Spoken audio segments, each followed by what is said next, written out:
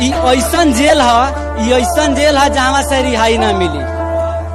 तू बहम में बड़ा ए बाबू की तारा प्यार में बेवफाई ना मिली। हमरा बतिया का तनी ध्यान रखिया, हमरा बतिया का तनी ध्यान रखिया। जहिया टूट जाई दिलवा उस दिन मार्केट में दवाई ना मिली। इतना ही प्यार में पगलाल भी है बैगन को भी सब खान देती है कि इतना ही प्यार में पगलाल भी है बैगन को भी सब खान देती है।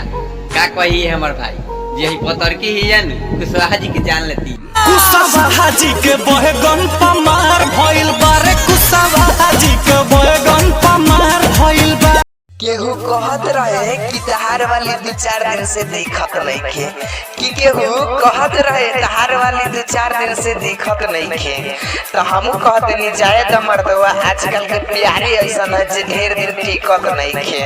एक गो दिल छाई दो गो जान के कारा रखियाई हो भाग। कुशवाहा जी के दिल है कभी तोड़िया मत, कि कुशवाहा जी के दिल है कभी तोड़िया मत। आज साहेबगंज में आई है तो चुपचाप रहिए, कुछ बोलिए मत, ना तो धक टंगिया फाड़ दे। कुशवाहा जी का बेटा हूँ, चिपक के चुम्मा लेता। कि तोर घमंड तोड़े के हराई, कि तोर घमंड तोड़े के हराई। और बाबू हम का हई कल आवे वाला समय बताई। की तरह हम चलते हैं, देख के हमको जलने वाले जलते हैं। जबाना केहू कुछो कहे हमरा गम नहीं खे, कि लाख जबाना केहू कुछो कहे हमरा गम नहीं खे। आ माई कहेला कि बेटा हमार किकरो से कम नहीं खे। कैसे करे जवा जुड़ाई ये भाई ये गो माई बिना। सर्च करके देख लो गूगल या फेसबुक में, ऐसा प्यार करे वाला तोहरा कहीं ना मिली। कि सर्च करके देख लो गूगल या फेसबुक में, ऐसा प्यार करे वाला तोहरा कहीं ना मिली। आ मिलता है फर का रिचार्ज कराला पड़े जा, कि मिलता है फर का रिचार्ज कराला पड़े जा। काहे से कि कमरपुर के लड़का तोहरा बारे बार ना मिली।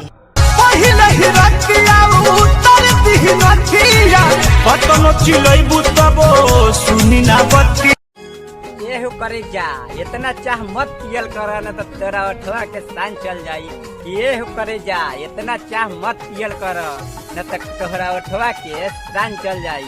आ नितेश निगम का पीछे मत रहे कर जा, न तो कहियो मनवा की जान चली जाए। उठावा के ललिया कनवा के बलिया अखिया के रेका, एगो तू